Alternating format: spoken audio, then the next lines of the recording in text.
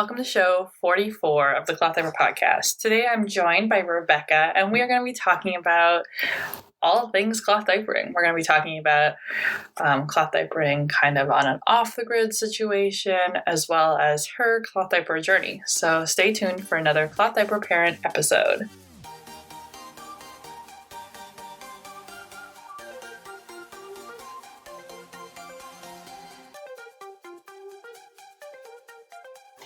Welcome back to the Cloth Diaper Podcast, a somewhat regular show dedicated to everything cloth diapering.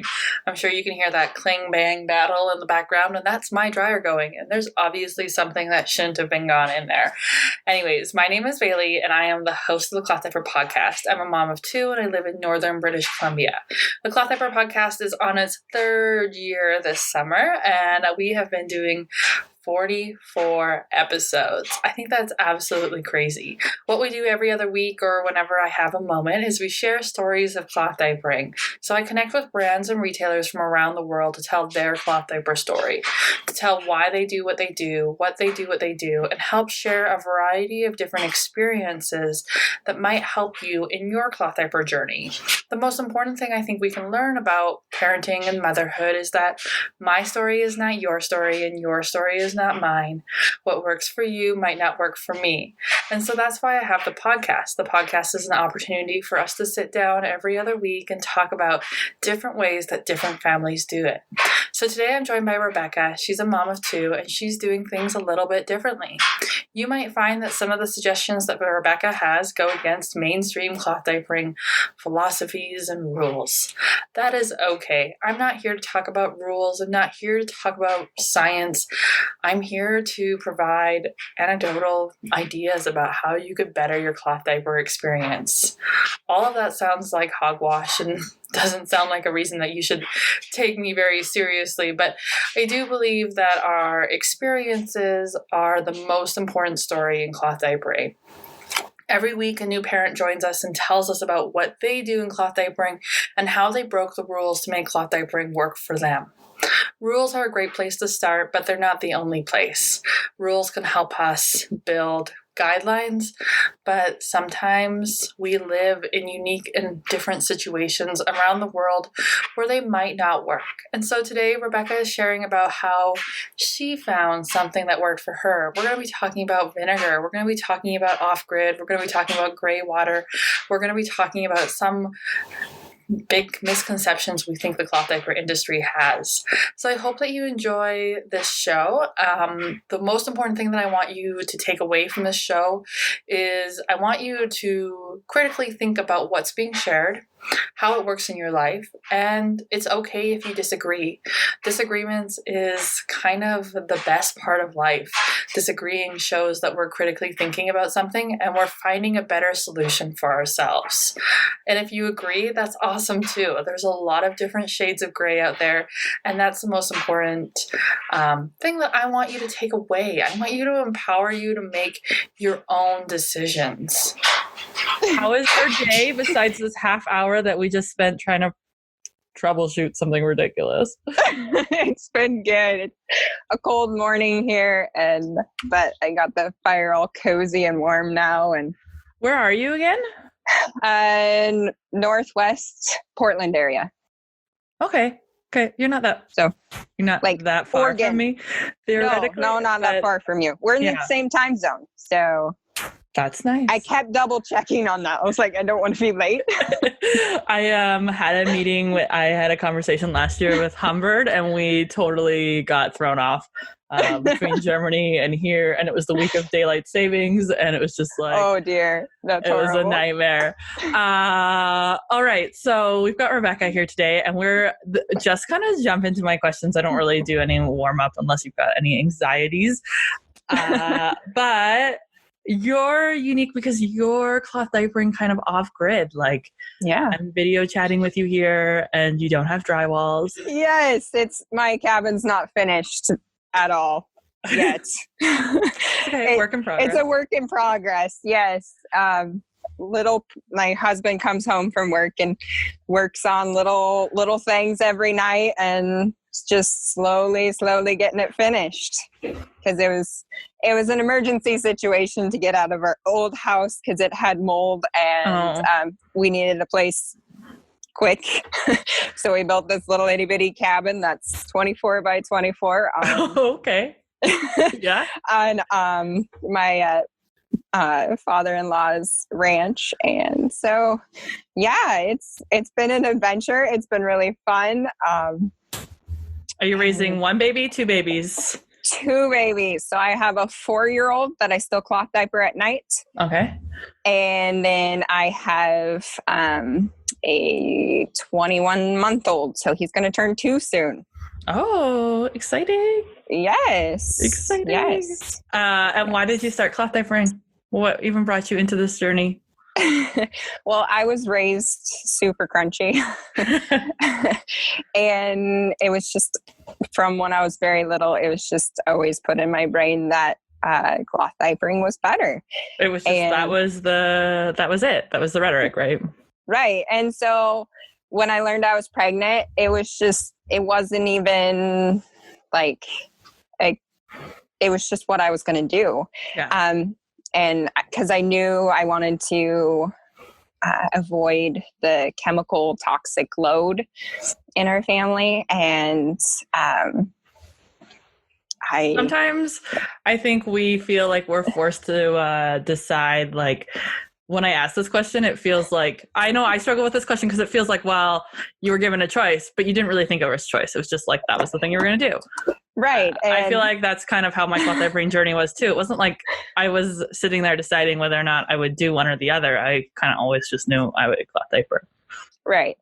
And, I couldn't like just pinpoint like, this is the toxin I wanted to avoid, because there's not a whole lot of research out there. There's big unknown of the disposable industry, but I knew I was suspicious of it, and it was one thing that I wanted to avoid. So that was my main reason. And so I only was able to do a tiny bit of research on what cloth diapers were before I had my child, due to lack of internet. I knew what I wanted. I wanted the cloth diaper. I found pockets, which I thought were modern and cute, and I didn't want to look like old-fashioned or poor or anything. So why are those worries that we have with other diapers? It's so strange. I don't know. I don't know. But then once I got into it, I realized what a cost savings it was. And that really, really helped my husband and I, because we had a limited income, and it was such a blessing to have that cost savings. And then later down the road, some people do it for the environment. And at the time of doing it, I wasn't so much there. But now my husband and I are getting into like being good stewards of the land and everything. And so the environmental piece of cloth diapering has become more important to me.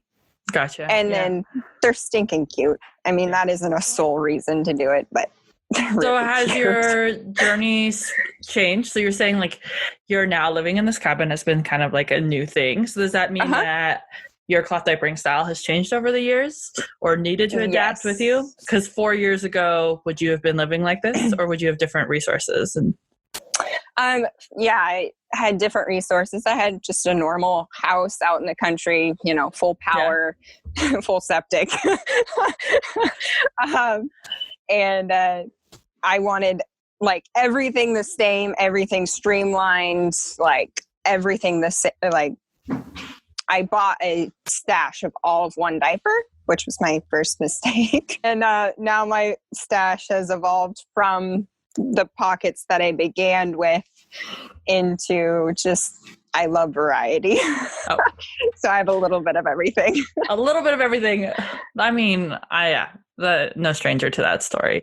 So part of your first email here was about that you might be cloth diapering off grid with gray water. Yes. So how do you do that with a little bit of everything? Well, at the very beginning, we didn't have any power. Okay. None whatsoever. We had one little itty bitty generator that could run my fridge, and that was our power. Yeah. We did have running water. We turn on a generator to fill the tank up the hill, and then it's pressurized by gravity. So we do have running water in the house. Like all of our fixtures look normal and everything. We have hot water via an instant propane water heater. Okay. And then I have like a propane stove and that sort of thing. So at the very beginning, that's all we had. So I was hand washing. So I had enough flats and covers that I was hand washing flats and covers every day and then hanging them to dry, which was pain because we're in a humid climate. Yeah. And still take forever to dry. I've done the flats and hand washing challenge, usually falls when I'm visiting my parents in Vancouver. And it's pretty humid. They never dry ever. Yeah. I feel that. I missed when I was hand washing, I missed my dryer more than my washer because I was hand washing all of our clothes and big bulky things and it just took forever to dry, and we didn't have a clothesline, so it's like draping it on chairs, and you just need to feel like you're living in laundry.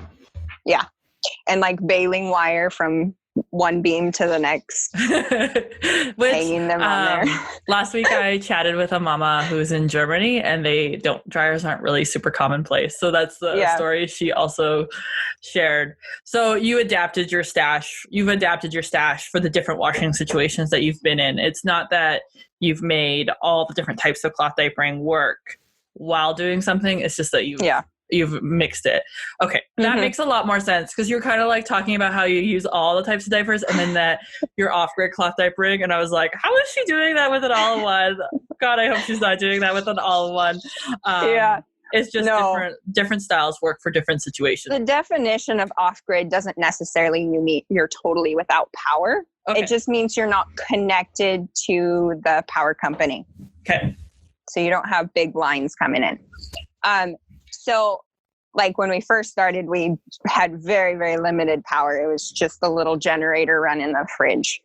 Now we have a full solar system and a battery. So when it's sunny, the solar system charges the battery and we run off that battery. Okay. And so I do now have enough power to run my fridge, to run my washer. So I have my washer back.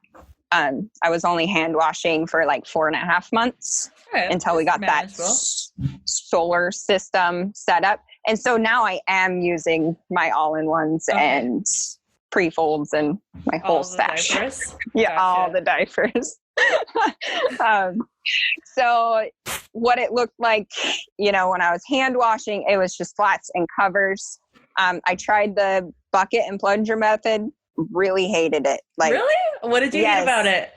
It hurt my back. It was just, I didn't feel like it got it as clean, and I broke so many plungers. This just wasn't working.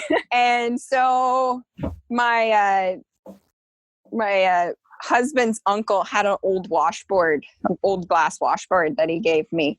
And I loved that thing because I had, my kitchen sink was a utility sink at the time. So I had a big basin to wash in, and I could just wash them super quick that way and get them super clean. And so I really preferred the washboard. I tried a washboard last year for the Flats and Hand Washing Challenge and would definitely agree that it was a game changer. It oddly, I always kind of looked at them and was like, how is this going to make it easier? But it's kind of magical. Yeah, it is. And it's fun. So now you're hooked in, you got electricity, and it's not that big of a stress for you. Just to do the laundry. You have to, sometimes you have to wait until there's a sunny day, which when there's a power, is that what you're talking about? Yeah, when I have power. So that sometimes diapers don't get washed for 2 or 3 days. Because you're in Oregon. Because I'm in Oregon, Northwest Oregon, which rains in the winter. So do you find that to be a challenge in your wash routine? Like, do you find holding off a few days makes a big difference or not? Yes, I have been scared to use vinegar because of all the stuff on the internet. Yeah. And then I just used some of Green Mountain Diapers advice that a little bit of vinegar is okay. Mhm. And I started using that on the days that I knew I went extra long, just an extra rinse with vinegar and then just an extra rinse after that. And it's been fine. Like Oh yeah. I haven't had to do a reset in a long time. So it's interesting working. because last week as well. So I mentioned my conversation with the woman from Germany. She also said the exact same thing. So it's such a interesting trend for me to hear. I am always cautious because all that information on the internet and like detergent or washing machine companies go all roughy around the rubber breakdown. I think it's going to be something like you have to do in moderation and understand the risk that you might be taking. And then I have completely taken apart my old school top loader washer, and there is no rubber in it. And so that's what made me feel comfortable to be able to use vinegar, because I know exactly what's in my washer. Like there's hard plastic. There is no rubber gaskets or anything like in the new front loaders.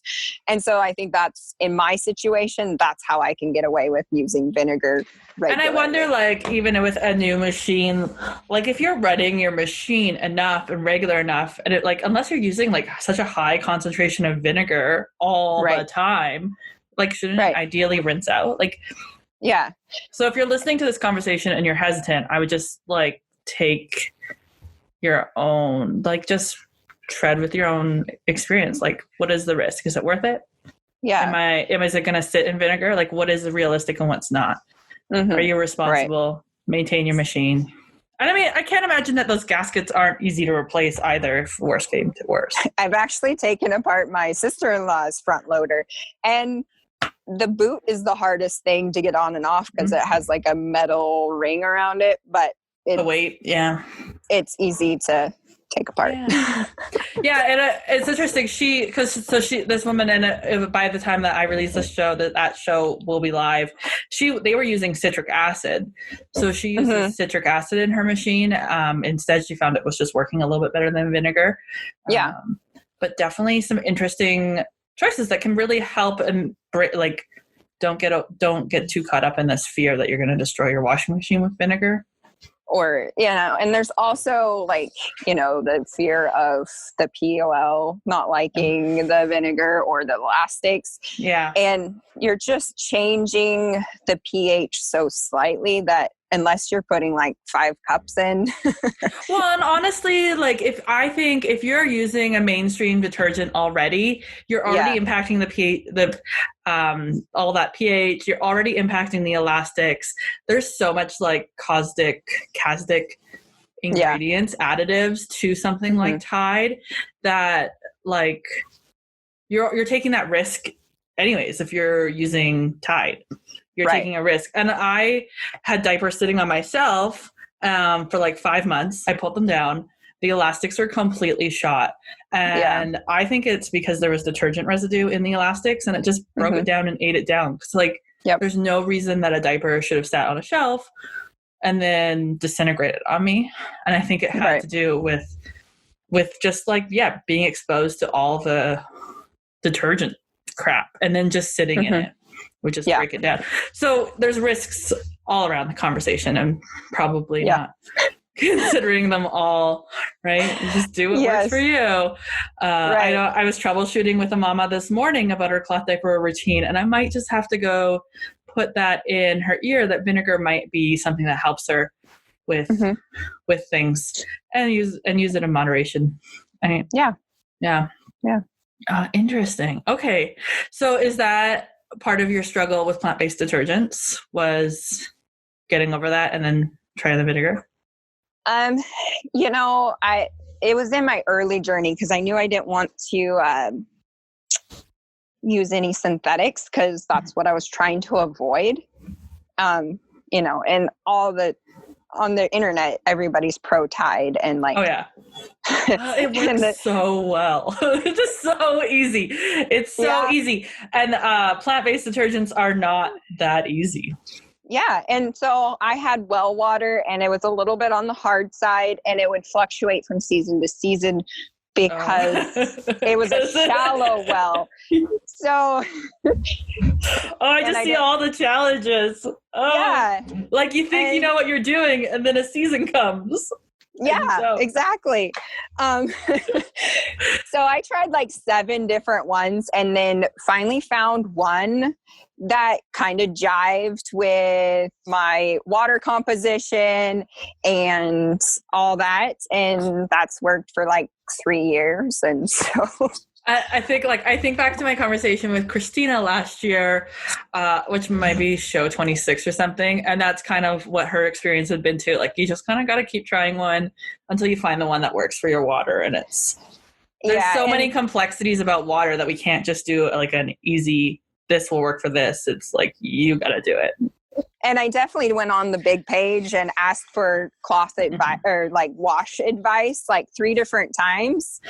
Yeah. And like none of those routines worked. And I was just like, and they kind of kept irritating me because like they were like, well, everything's a chemical. You can't just avoid chemicals. I was like, stop saying that. You know what I mean. You know that I want to avoid certain things. You know that I am trying. Yes. Do I have to list the chemicals that I want to avoid? Well, and like we have cloth diapered for years. So there's ways to wash diapers with soap, theoretically. Right.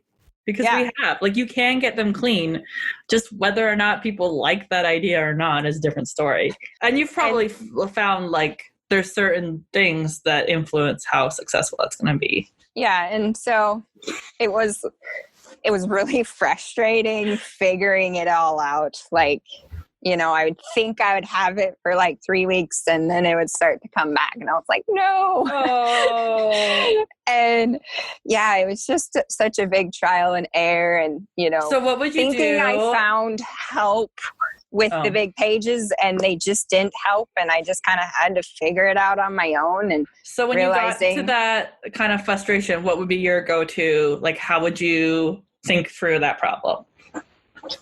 Would you reset your diapers? What would you do there? Would you just try to, back then I did like do a full like reset, you know, the stripping and the bleaching and all that.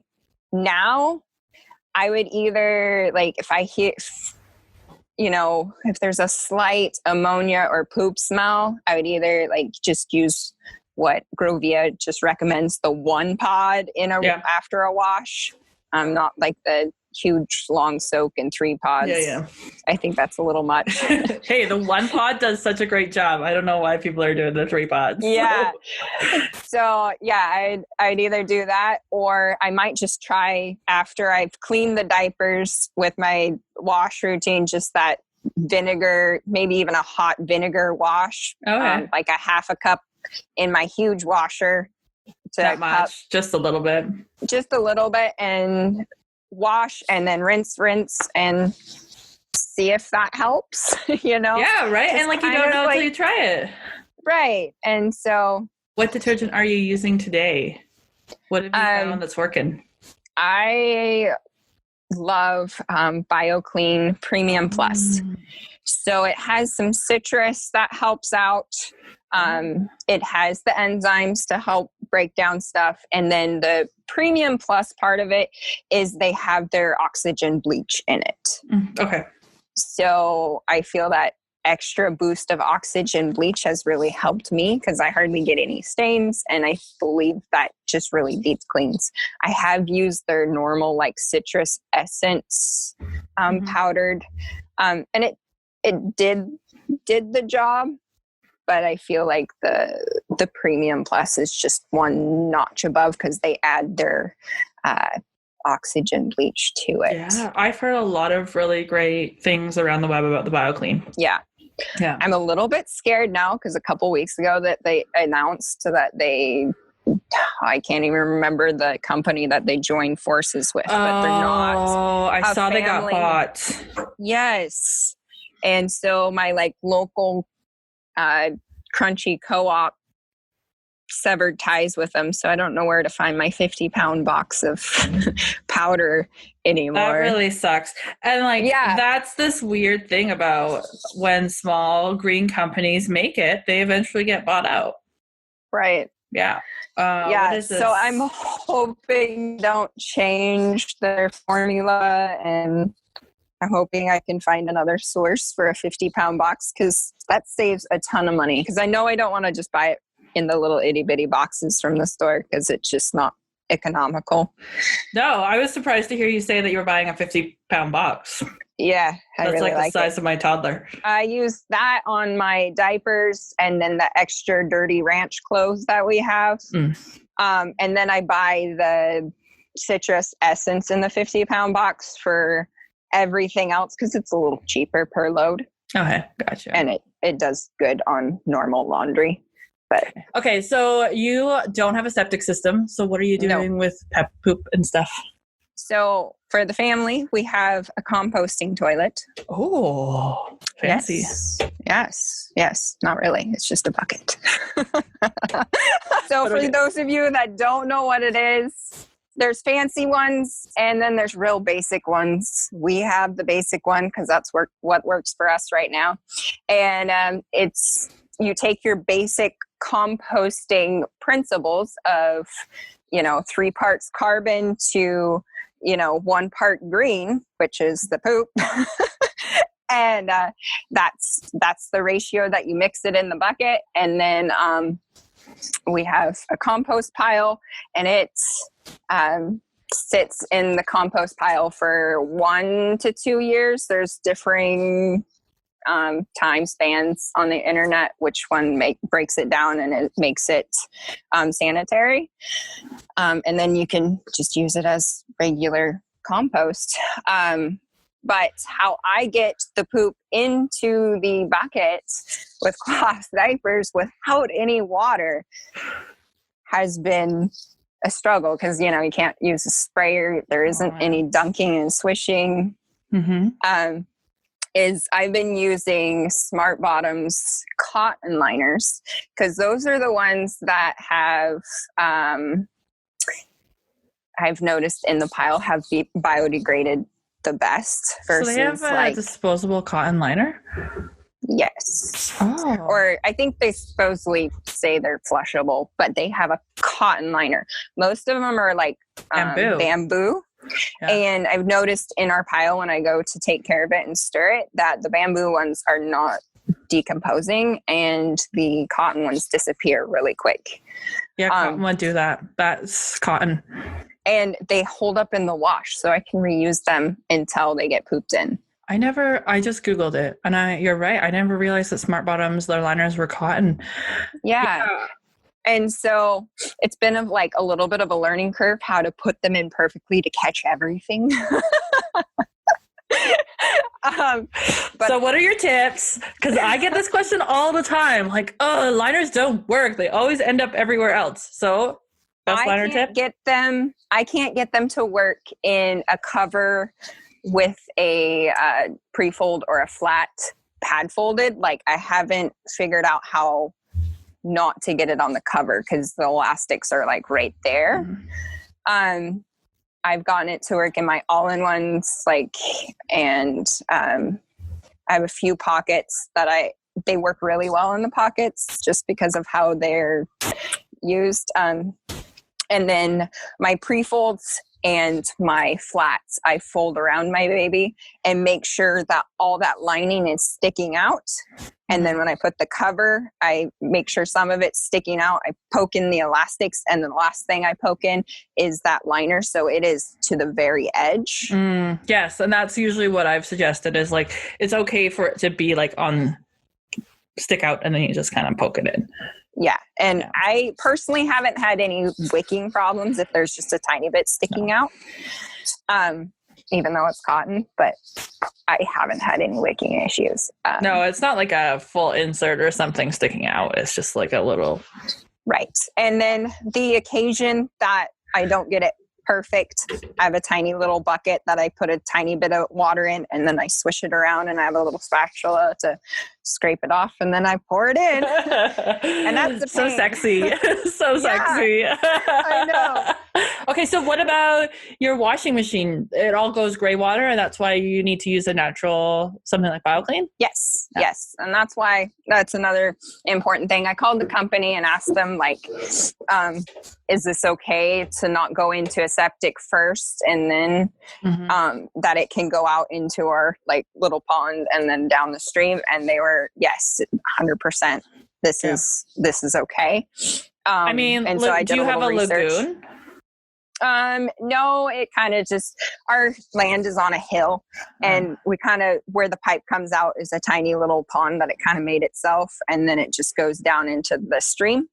And I think in the United States, each state has regulations on what is allowed into the gray water. So I'm not sure if other states you would need to like get rid of the pee first. Yeah. But our state, you can, and what research I found, I'm comfortable with the wash machine rinsing the pee out and sending it down. Yeah. Lagoons are really popular in my area. That's why I was wondering if it was a lagoon. No.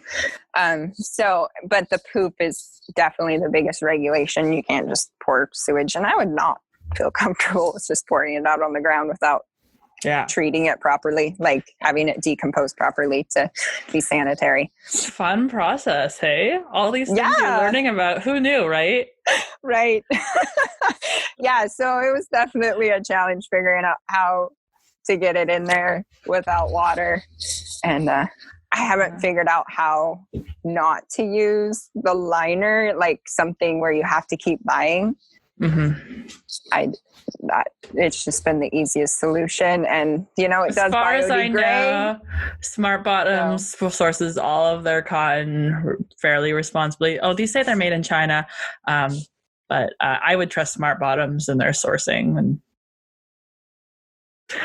So my last question I have here on my list for you is, what's something you really wish people knew about cloth diapering that people aren't talking about enough? Yes. Oh man, there's just so many things. Like, okay, we'll start with. Do you have notes? Is that what I see you grab? Yes. I think what doesn't get talked about enough that really irritates me is it's a marketing scheme. So like, stay dry. Like, everybody thinks their baby needs something to stay dry, and like, when I was a first mom, I wanted my baby to stay dry. That sounded wonderful, but they don't need it unless they have a sensitivity. And I think some people mistake that sensitivity for like a detergent buildup or a detergent allergy, and thinking they need that stay dry barrier, or they're just not changing their baby enough. Oh my God, right? Yes, totally. I get into these conversations with people a lot about this obsession about stay dry. Also, this obsession that microfleece is the answer to stay dry needs. I actually think should say this out loud, but like, microfleece is probably, I despise microfiber, and I probably despise microfleece as much as microfiber. I just I feel like when people come to me and they're like, my kid is really struggling and I'm still using pockets and I'm using microfleece, like, why do they hate me so much? I think microfleece does a terrible job of absorbing liquid, like passing it through to the child. And I think microfleece actually kind of feels a little wetter than people give it credit for. And I think microfleece is just crap as well. And you're totally right. Yes. And I think we buy into that is part of the disposable diaper marketing. Yes. Right? Disposable diapers do a really good job of saying, if your child feels stay dry, you can go 12 hours in a diaper, blah, blah, blah, blah, blah.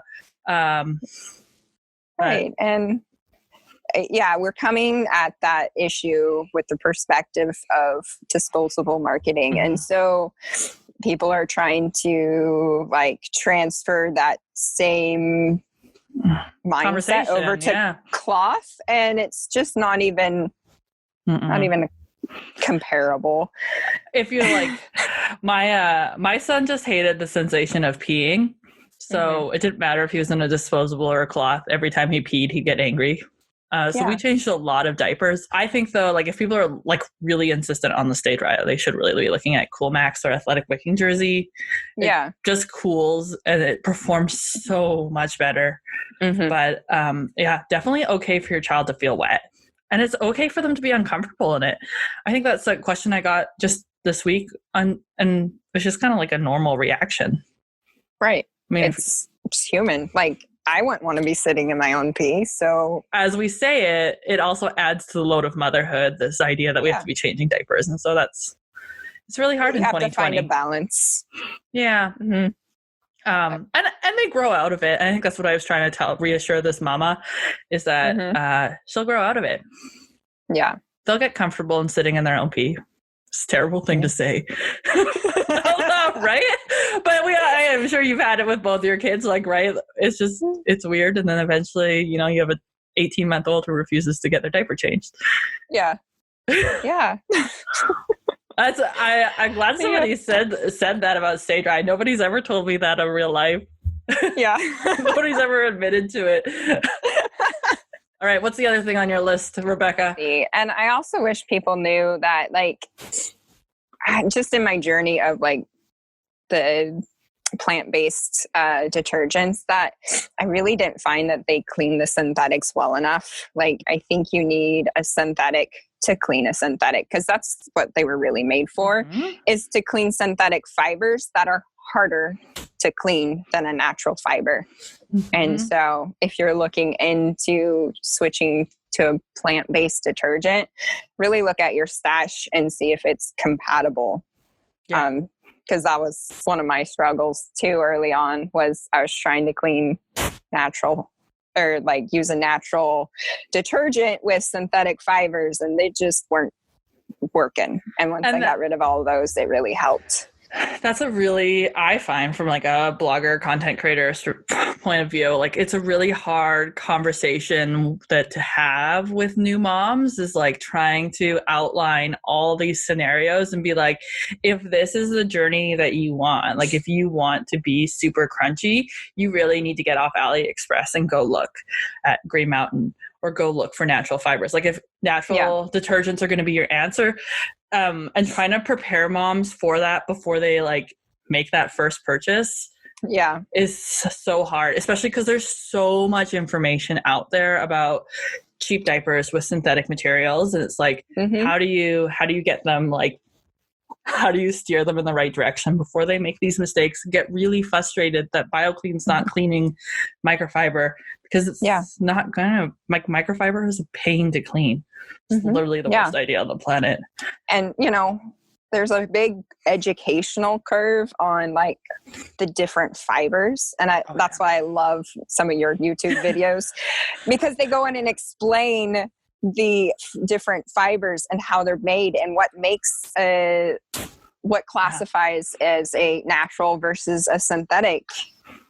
And it was such an amazing journey last year, like learning about textiles. Like, I had a little bit of a textile background because I've sewn and did different things, but I've definitely deep dived into it now with diapers and stuff. And I think that's where people get confused. It's like they don't even know the definition between synthetic and natural. Like they couldn't feel something and know what the difference is. No, I don't think anybody could really well, like if you went out into the group, or understand, like when I say microfiber, we don't really understand what that means. We don't understand that microfiber is a polyester, and that polyester is made from a crude oil, petroleum products, like that whole story journey, like completely lost in community conversations. They just market it as a new improved fabric, right? I was going to do all these because wonders. It's cheaper for them to make. And that alone is like ridiculous to me, that it's cheaper to like import crude oil and transit, like like how is that even possible? I know, right? 150 steps to get the same thing as a piece of cotton that only took 5. Right. And I get that people are concerned about natural fiber production as well, but there's a lot of things that we can do to ensure that natural fiber production is done well. Yes. And we can support. I don't know if you see those conversations, but I see them where people will be like, but producing cotton is so bad, blah, blah, blah, blah, blah. Like, it's just like astronomical. So let's just use synthetics. And it's like, that's just a total fallacy of reasoning in my brain. I think the root of them seeing that, the producing of cotton is so bad is they're looking at the cotton that is produced traditionally. And if like the farmer is actually a good steward to the land, that is a totally different story. And we just need to change the perspectives of the farmers to be more sustainable. Yeah. And not just taking from the land, but giving to the land. If you're listening, I really enjoy Fashion Rev on Instagram, Fashion Revolution. They share a lot of really good information about textiles from agriculture to manufacturing to in our doorstep. And I share a lot of that stuff on my Instagram already. But these what is that called? Product timelines are really interesting when you get into them. Do you have anything else on your list? One last thing? Oh, no, that's it. All right. Yes. So if you guys want to follow Rebecca in real life, you can find her at Skyview Homestead on Instagram.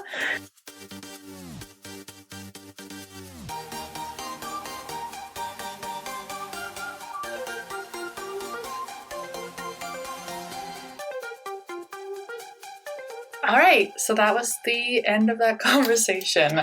It was really great to learn another experience and see how somebody does something different.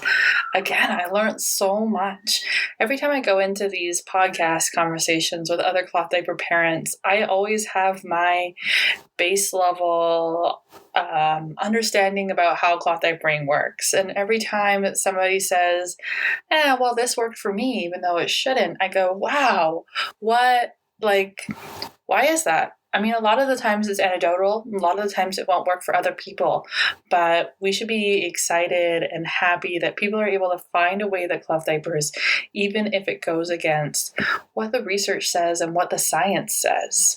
I've so often have done some research and looked up some things and gone and found the peer-reviewed studies only to learn that it goes against what the science of other groups say.